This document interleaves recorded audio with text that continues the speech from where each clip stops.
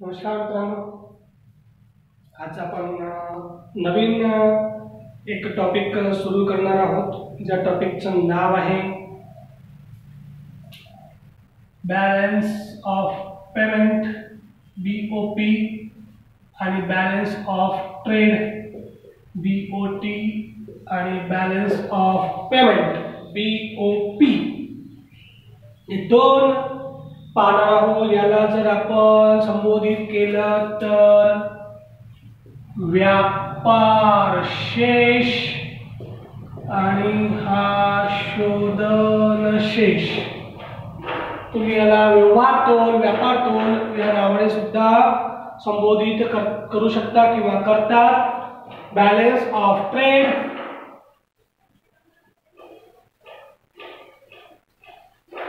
आणि हा balance of payment असा हा टॉपिक आहे. बॅलन्स ऑफ ट्रेड आणि बॅलन्स ऑफ पेमेंट. ठीक आहे. बॅलन्स ऑफ ट्रेड म्हणजे काय? एका वर्षाच्या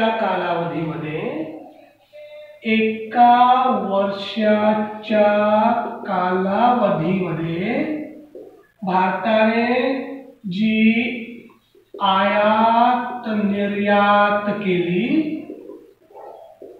त्यांची बेरीज वजाबाकी म्हणजे व्यापार शेष.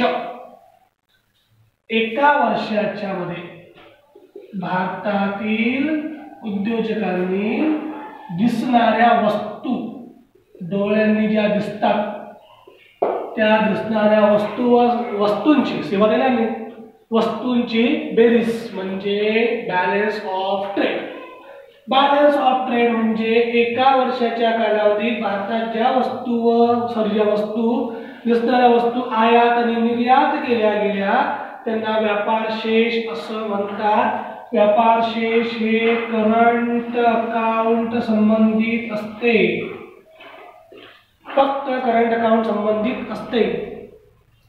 तर आता शोधन शेष म्हणजे बॅलन्स ऑफ पेमेंट म्हणजे काय? तर एका वर्षाच्या कालावधीत एका वर्षात दिसणाऱ्या व न दिसणाऱ्या वस्तू व सेवांचे मूल्य म्हणजे आयात निर्यात म्हणजे balance of payment. Balance of payment इथं बॅलन्स ऑफ ट्रेड म्हणजे फक्त वस्तू दिसणाऱ्या. बॅलन्स ऑफ पेमेंट म्हणजे वस्तू आणि सेवा, दृश्य प्लस अदृश्य, सर्व वस्तू व सेवांचा ज्यामध्ये वापर केला जातो त्याला बॅलन्स ऑफ पेमेंट असं संबोधतात. व्यापार शेष, शोधन शेष. व्यापार शेष ही जी संकल्पना आहे ती अधिक्य किंवा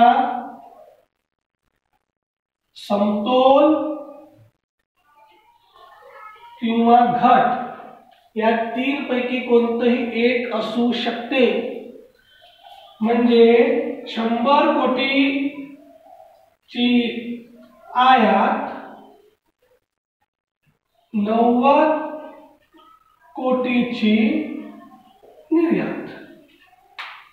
100 कोटीची केली आयात, 90 कोटीची निर्यात. आयात जास्त आहे म्हणजे व्यापार शेष, व्यापार तोल हा तुटीचा आहे. 100 ची आयात 100 ची निर्यात इक्वल म्हणजे व्यापार तोल, व्यापार शेष हा समतोल आहे. 100 ची आयात 110 ची निर्यात. निर्यात जास्त आहे म्हणजे व्यापार शेष हे अधिक्याचं आहे. व्यापार शेष हे अधिक्याचं असू शकते, घाट्याचं असू शकते, इक्वल असू शकते. परत व्यापार शेष हे अधिक्याचं असू शकते, घाट्याचं असू शकते, तुटीचं असू शकते, परंतु शोधन शेष नेहमी इक्वल ठेवल्या जाते. शोधन शेष बॅलन्स ऑफ पेमेंट नेहमी इक्वलच ठेवल्या जाते. हे सरप्लस किंवा डिफेक्ट ठेवल्या जात नाही, त्याला इक्वलच केल्या जाते. त्यामध्ये करंट अकाउंट, कॅपिटल अकाउंट या दोन्ही अकाउंटचा विचार केला जातो. करंट अकाउंट,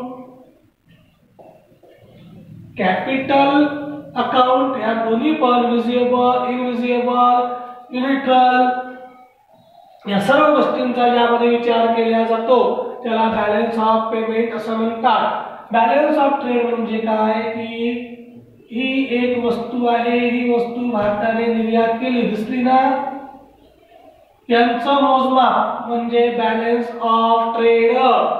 आता हा व्यक्ती आहे इंडियाचा, हा अमेरिकेत जाऊन डॉक्टर आहे, एक ऑपरेशन करून आला आणि पैसा इंडियामध्ये वापस घेऊन आला.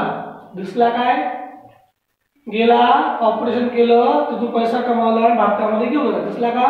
नाही दिसला. हे अदृश्य. दृश्य प्लस अदृश्य दोन्ही गोष्टी ज्यामध्ये येतात ते बॅलन्स ऑफ पेमेंट.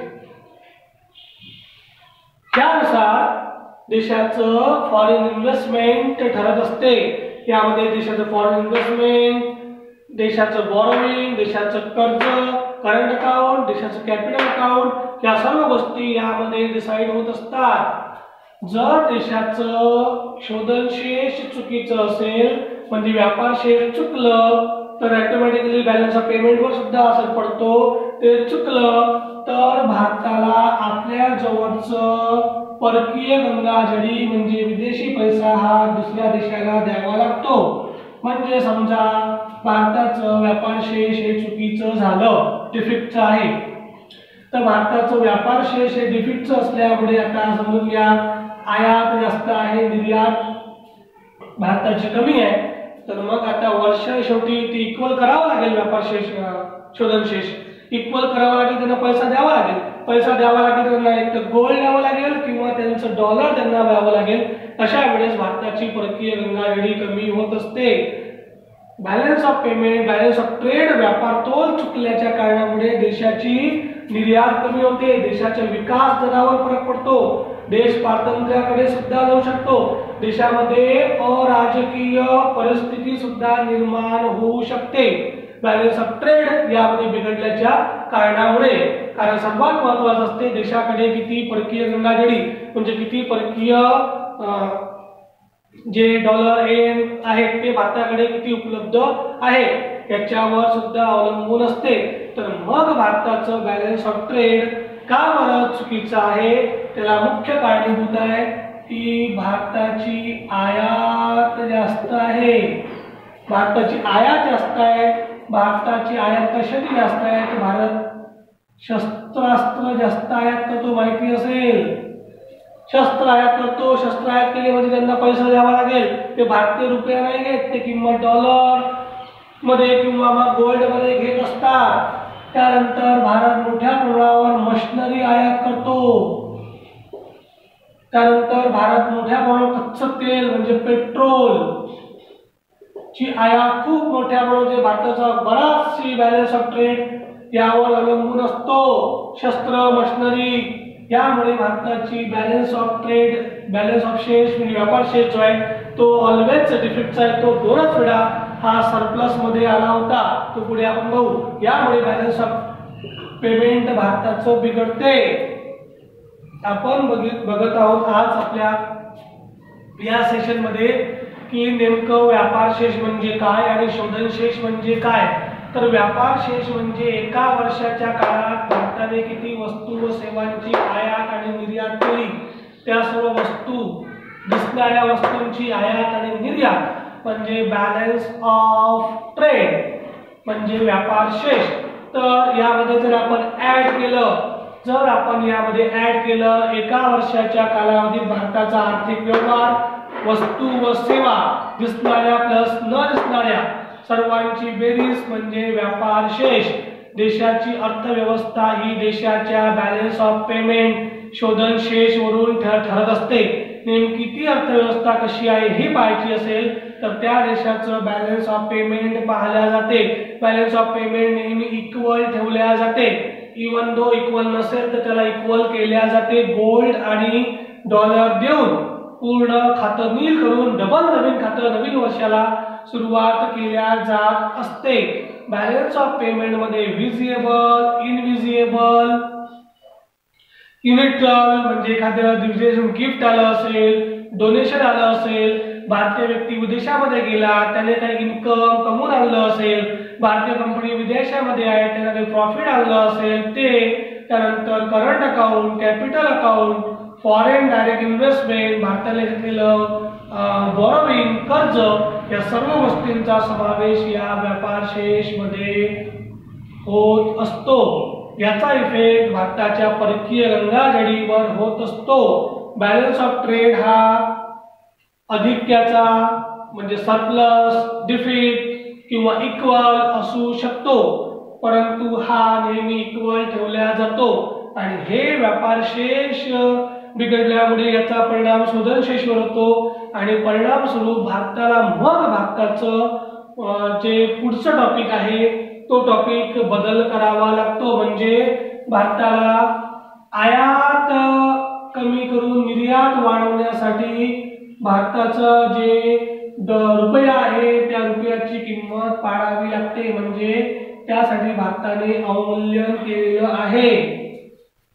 ठीक आहे. आजच्या सेशन मध्ये आपण फक्त एकच टॉपिक बघितला, कन्फ्यूज होऊ नये यासाठी, कारण बॅलन्स ऑफ ट्रेड आणि बॅलन्स ऑफ पेमेंटच्या अंतर्गत भारताचं उद्योग आणि भारताचा व्यापार हा टॉपिक पुढे आपल्याला राज्यसेवेच्या हिशोबाने पाहायचा आहे. तर सध्या आपण फक्त ही संकल्पना समजून घेतली आहे की नेमकं व्यापार शेष म्हणजे काय आणि शोधन शेष म्हणजे काय आणि कशा प्रकारे ते भारताच्या परकीय गंगाजळीवर इफेक्ट पाडत असतो. आपल्याला दोन ओळीचा प्रश्न सुद्धा यावर तयार होऊ शकतो. उदाहरणार्थ, भारताचं बॅलन्स ऑफ ट्रेड 2 वेळा सरप्लस झालं होतं, ते कोणत्या वर्षी? त्यानंतर पहिली ओळ अ ब बरोबर पैकी एक प्रश्न बढियापैकी यावर तयार होऊ शकतो की बॅलन्स ऑफ ट्रेड हा नेहमी इक्वल असतो आणि बॅलन्स ऑफ पेमेंट हा सरप्लस, डिफिट आणि इक्वल असू शकतो. अ बरोबर, ब बरोबर, दोन्ही बरोबर, दोन्ही चूक, तर हे दोन्ही चूक स्वरूपाचे आपण यामध्ये पाहू शकतो.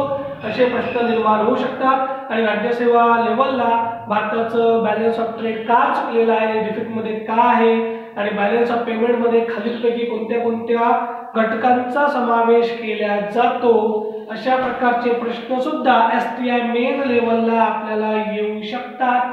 म्हणून आपल्याला व्यापार शेष, शोधन शेष म्हणजे काय पाहणं गरजेचं होतं. पुढील टॉपिक मध्ये आपण जे पाहणार आहोत भारताचं मुद्रा बाजार आणि भांडवल बाजार म्हणजे मनी मार्केट आणि कॅपिटल मार्केट, त्याचप्रमाणे रुपयाची परिवर्तनता आणि अवमूल्यन, हे टॉपिक आपण एक एक संकल्पना आपण कव्हर करत जाणार आहोत. ठीक आहे. तुम्हाला बॅलन्स ऑफ पेमेंट आणि बॅलन्स ऑफ ट्रेड हे समजलं असेलच. काही शंका असेल तर कमेंट मध्ये तुम्ही टाकू शकता. व्हिडिओ कसा वाटला हे सुद्धा तुम्ही कमेंट मध्ये टाकू शकता. काही बदल असेल, काही टॉपिक घ्यायचा असेल ते सुद्धा तुम्ही कमेंट बॉक्स मध्ये सांगू शकता. ठीक आहे. घरी राहा, सुरक्षित राहा, अभ्यास करत राहा. परत भेटूया एका नवीन टॉपिक सह. तिथपर्यंत गुड बाय.